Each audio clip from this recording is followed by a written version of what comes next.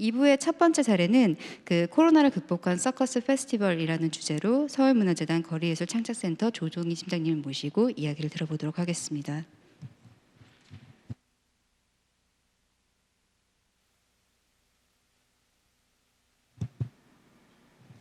네, 안녕하세요. 서울문화재단 서울거리예술 창작센터의 조동희라고 합니다. 저는 올해 9월, 10월에 문화비축기에서 진행했던 서커스 캬바레 캐러반 행사에 대해서 잠깐 말씀을 드리는 시간을 갖도록 하겠습니다. 먼저 포럼에 좀 초대해 주셔서 감사드리고요. 제가 말씀드릴 부분은 크게 한 세 가지 정도 될 것 같습니다. 먼저 조금 이해를 돕기 위해서 서울거리예술 창작센터 소개를 좀 잠깐 드리고요. 그리고 올해 서커스 관련된 사업들 진행됐던 과정들, 특히 캬바레 관련해서 진행했던 과정을 말씀드리고, 이어서 바로 이제 비축기지라는 공간과 그동안 이제 서커스 축제와 어떻게 사업을 진행했는지, 어떤 점들이 인상적이었고 그런 것들을 좀 말씀드리는 시간을 갖도록 하겠습니다. 그리고 시간이 되는 한 영상 자료를 좀 보면서 조금 축제 현장의 느낌을 조금 느끼실 수 있도록 그렇게 좀 하도록 하겠습니다.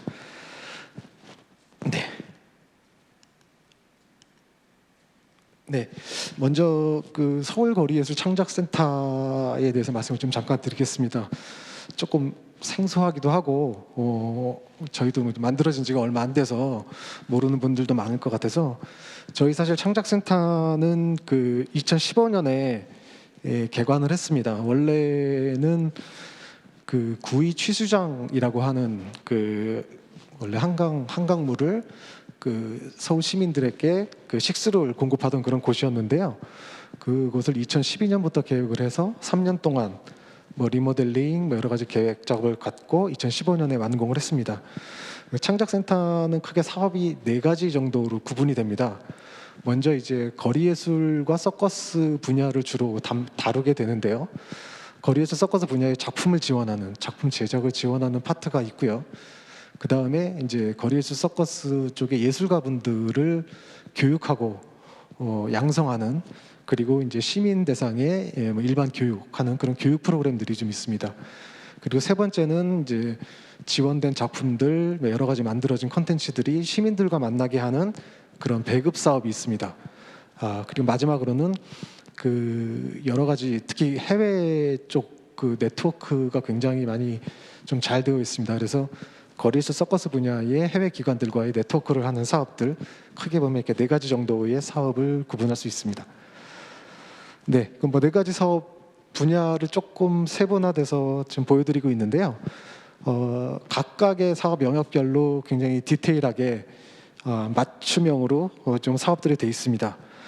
보시면은 빨간색으로 표시된 배급 유통 파트에 이제 서울 서커스 페스티벌, 서커스 캬바레하고 서커스 서울 캐러반, 요 두 사업에 대해서는 오늘 집중적으로 좀 말씀을 드리도록 하겠습니다. 네, 서커스 축제 말씀을 좀 드리도록 하겠습니다. 서커스 축제는 사실 시작된 지가 얼마 오래되진 않았습니다. 2018년에 시작이 되었고요. 올해로 이제 3회째를 개최를 했습니다. 사실 이제 저희가 축제를 만들면서 축제 브랜드를 캬바레라는 브랜드를 사용을 했는데요. 사실 이제 축제명에는 예술을 향유하는, 예술을 주고받는 방식이 너무 진지하지 않았으면 좋겠다. 조금 즐겁게, 가볍게, 자유롭게 그런 서커스라는 콘텐츠를 서로 나누었으면 좋겠다라는 좀 의미에서 캬바레라는 명칭을 좀 붙이게 되었고요.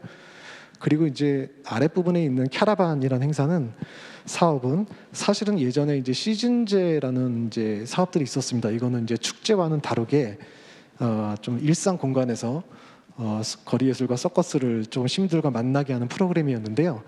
이 캐러반, 이제 시즌제라는 사업을 캐러반이란 명칭으로 좀 바꿔서 올해부터 진행을 했었고요. 사실은 조금 명칭이 좀 유사해 보이긴 하지만 사실은 사업의 형식은 굉장히 다른, 콘텐츠는 유사하지만 사업 방식은 굉장히 다른 현상입니다. 예. 먼저 그 올해 그 서커스 캬바레 캐러반 행사가 굉장히 독특한 방식으로 진행이 되었기 때문에 먼저 이제 작년에 이제 코로나 상황이 좀 이기 전에는 어떤 형식으로 캬바레가 진행이 되었는지, 비축기지에서 어떻게 진행했는지 그 첫 번째 영상을 좀 잠깐 보도록 하겠습니다.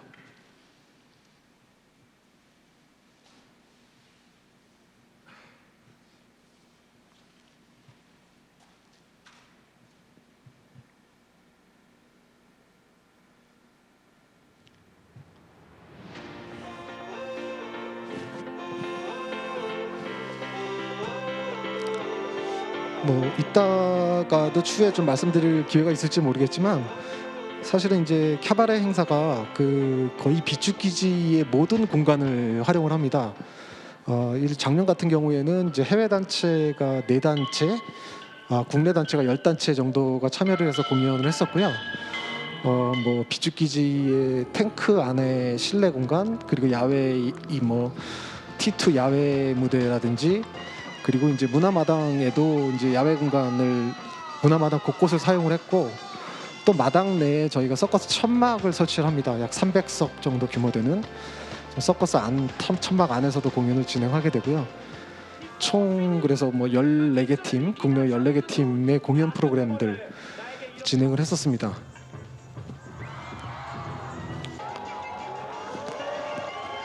네, 작년 같은 경우에 저희가 3일 정도 진행을 했었고요.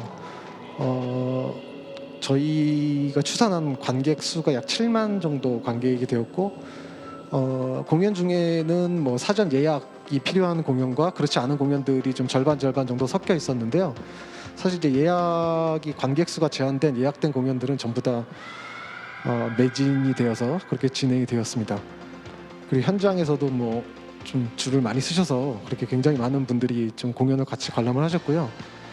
그리고 사실은 이제 공연이 한 14팀이 되긴 했지만, 공연 프로그램 외에도 서커스에 관련된 역사를 같이 좀 돌아보는 전시 프로그램들 같이 진행을 했었고요. 그리고 뭐 그 서커스 체험 프로그램, 그런 프로그램들을 같이 좀 진행을 했었습니다. 네, 영상은 작년도 영상은 이 정도를 보시면 대략의 축제 분위기가 어떤 분위기였다라는 걸 파악이 좀 가능하실 것 같아서, 시간 관계상 첫 번째 영상은 여기까지만 좀 보고 다시 PT 자료로 좀 넘어오겠습니다.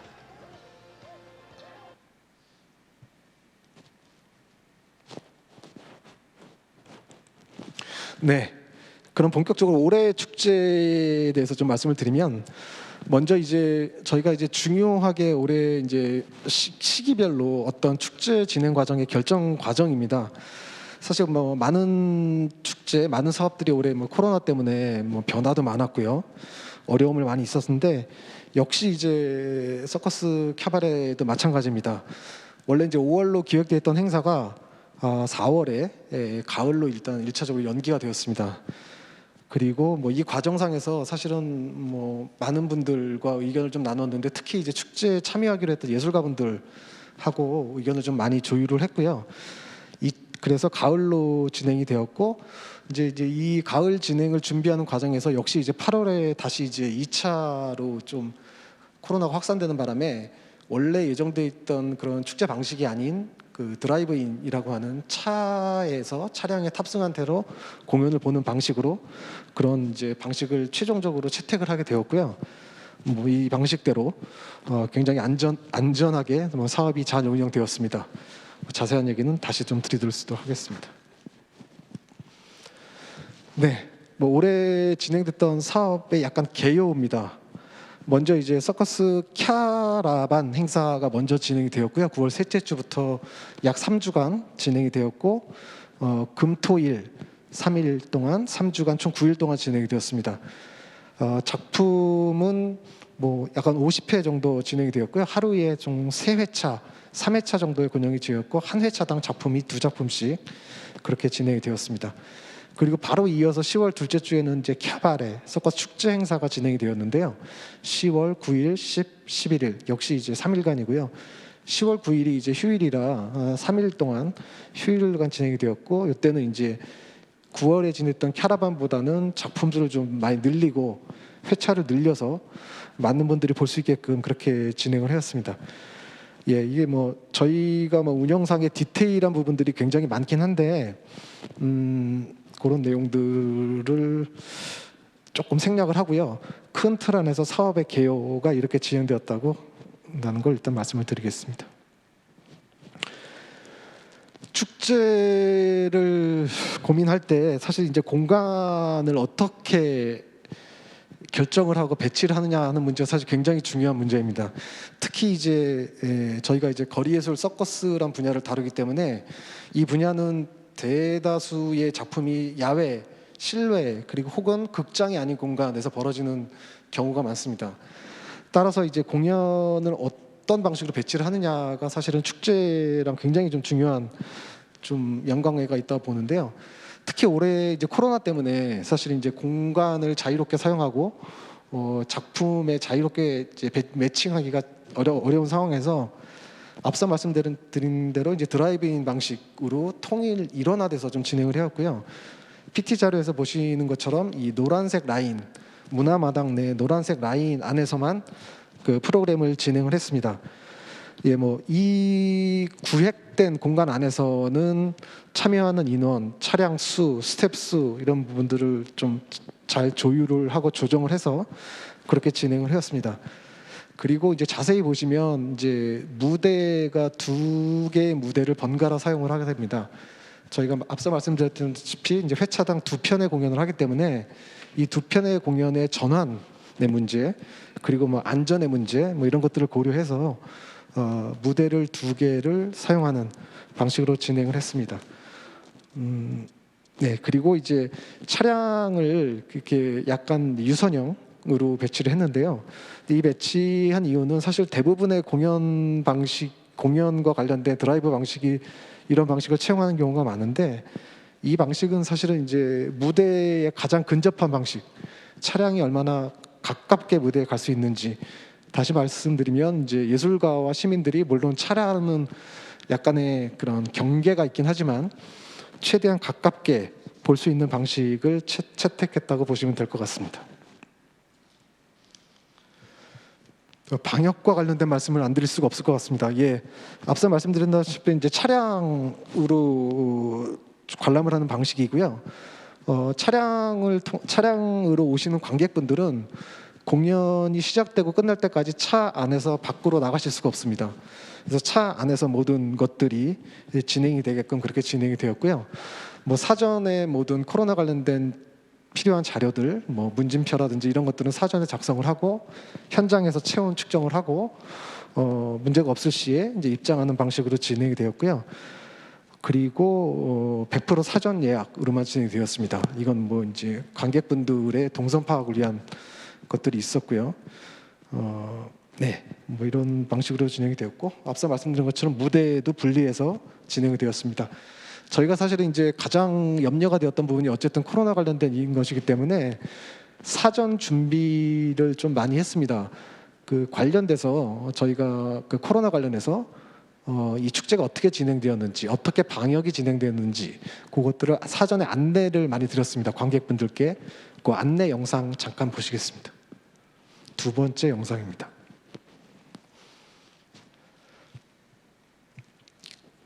아무래도 이제 코로나 관련돼서 많이 걱정을 하시고 저희뿐만 아니라 걱정을 해주셔서 제가 애니메이션 제작을 좀 해서 실제로 현장에 어떤 방식으로 이루어지는지 그리고 이제 관객분들은 오셔서 어떤 과정을 거쳐서 공연을 보게 되시는지 그리고 공연 끝나고는 어떻게 퇴장을 하시는지 이런 부분들을 사전에 좀 안내를 드리고 현장에서의 가급적이면 혼선을 좀 피하고자 그런 방식으로 제작된 영상이라고 보시면 될 것 같아요.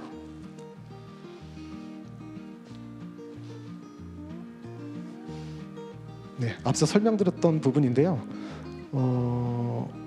아무래도 이제 이런 방식에 대해서 저희도 그렇지만 이제 관객분들은 더더욱 생소하시기 때문에 이게 뭐 과연 어떤 방식일까, 무엇일까라는 것들을 좀 사전에 조금 충분히 말씀을 드리고 싶기 싶긴 했는데 사실 말로만은 좀 어려워서 영상 제작을 하게 되었고요. 보시다시피 이제 무대가 공연 중간에 한번 바뀌는 그런 과정도 한번 거치게 됩니다. 그리고 한 회차 공연이 끝나고 이제 차량이 빠지게 되면 이제 방역을 전체적으로 실시를 하고 그 다음 회차 공연을 진행하게 됩니다. 네, 이 안내 영상도 여기까지만 좀 보고요. 다시 PT로 좀 들어오겠습니다. 예, 이제는 이제 좀 진행된 후에 저희가 여러 가지 조금 느꼈던 점들, 생각해볼 점들을 좀 정리해서 좀 말씀을 좀 드리겠습니다. 일단은 저희가 뭐 사전 예약자들 대상으로 해서 했던 여러 가지 설문조사 중에 나왔던 이야기들인데요. 그거를 이제 사용했던 언어를 중심으로 좀 분석을 해본 건데 사실은 이제 저희 생각보다는 굉장히 긍정적으로 좀 축제를 많이 보셨어요.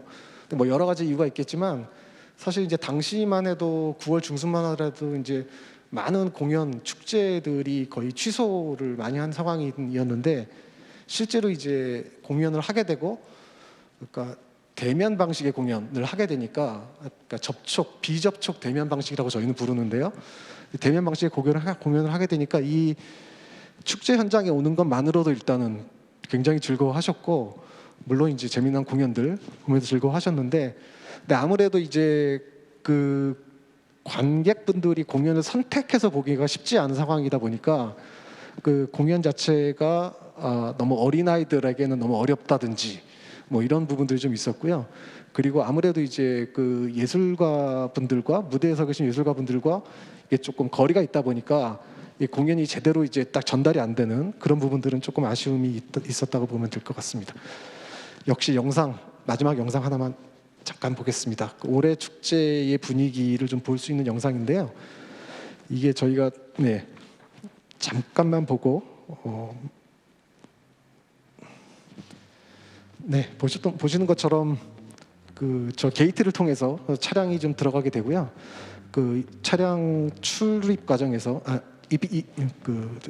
들어오는 과정에서 여러 가지 좀 거치게 되고 그리고 최대한 무대와 차량과 관객 간의 거리를 좀 줄일 수 있도록 그렇게 좀 최대한 배치를 좀 했고요.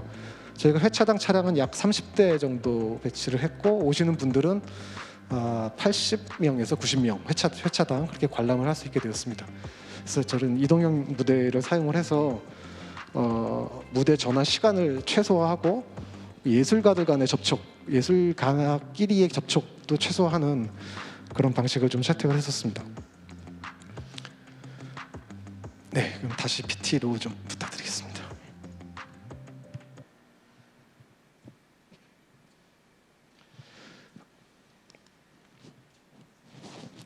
예.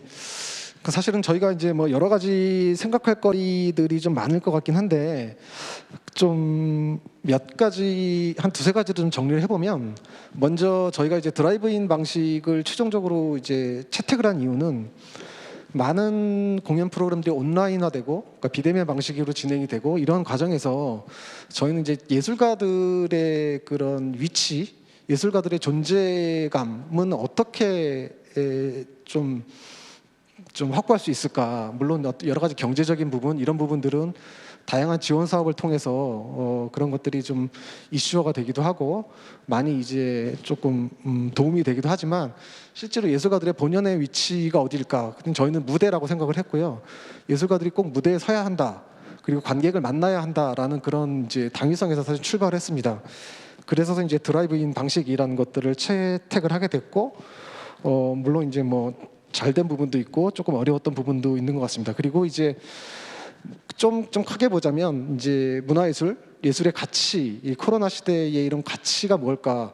사실은 이제 많은 것들이 다 취소가 되고 문화예술도 마찬가지로 많이 취소가 되는데 어떻게 보면은 이제 이런 이제 팬데믹 사회에서 우리들의 뭐 정신, 마음을 조금 같이 할 수 있는 그런 예술 프로그램들도 충분히 가치가 있다라는 걸 좀 보여주고 싶은 좀 의도도 좀 있었습니다.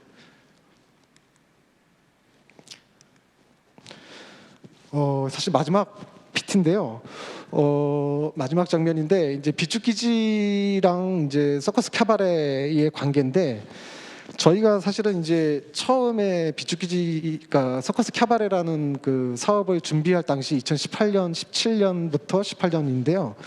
여러 가지 공간을 좀 서치를 했었습니다. 근데 이제 비축기지라는 공간이 왜 캬바레와 굉장히 좀 잘 맞았나를 좀 생각을 해보면, 먼저 비축기지가 갖고 있는 여러 가지 공간의 좀 다양성인 것 같습니다. 독특함. 그 서커스는 그 필요한 공간이 굉장히 다양한 공간에서 합니다. 서커스 작품들이요. 그래서 실내에서 하는 작품도 있고 야외에서 하는 작품들, 천막에서 하는 작품들. 근데 비축기지는 이 세 가지 유형의 서커스 작품들을 모두 다 수용을 할 수 있었습니다. 그런 점에서 사실은 굉장히 매력적인 장소였고요. 물론 이제 비축기지가 원래 가진 장소적인 특징, 독특함, 뭐 탱크, 오일 탱크 뭐 이런 것도 굉장히 중요한 요소가 됐을 것 같고요. 그리고 이제 전반적으로 봤을 때는 이제 비축기지가 위치한 곳이 너무 그 도심의 그 번잡스러움도 벗어날 수 있는 반면에, 그렇다고 해서 너무 접근하기 어려운 그런 공간도 아니어서 사실은 이제 그런 것들이 참 축제하기 굉장히 좋은 공간이다라고 판단이 돼서 비축기지 쪽에서 진행을 하게 되었고, 사실은 뭐 굉장히 뭐 프로그램도 프로그램이지만 공간이 주는 여러 가지 이 장점들, 효과들 때문에 서커스 캬바레가 굉장히 좀 잘 진행되지 않았나, 그렇게 저희는 판단을 하고 있습니다. 네, 뭐 저희 좀 급하게 좀 말씀을 드렸는데요. 사실은 이제 공간이 앞서도 이제 굉장히 중요한 요소라고 말씀드렸는데, 이 공간에 대한 안정성이 없으면 사실 축제 기획하는 게 굉장히 어렵습니다. 근데 이제 비축기지 분들과 여러 가지 이제 논의하고 협의하는 과정이 굉장히 빠르게, 굉장히 잘 이루어져서 저희는 그 토대 위에서 이제 축제적 상상력을 많이 할 수 있었어요.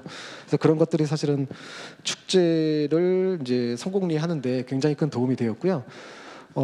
저희가 이제 2회, 3회차를 하면서 여러 이야기들도 나눴지만, 사실 이제 공간을 벗어나서 비축기지와 어떻게 축제가 협력할 수 있을지, 이런 방안들에 대해서는 앞으로 좀 더 많은 고민이 좀 필요한 것 같고요. 뭐 일부 뭐 이야기가 된 것도 있지만 조금 적극적으로 조금 실행을 했으면 좋겠습니다. 네, 이상입니다.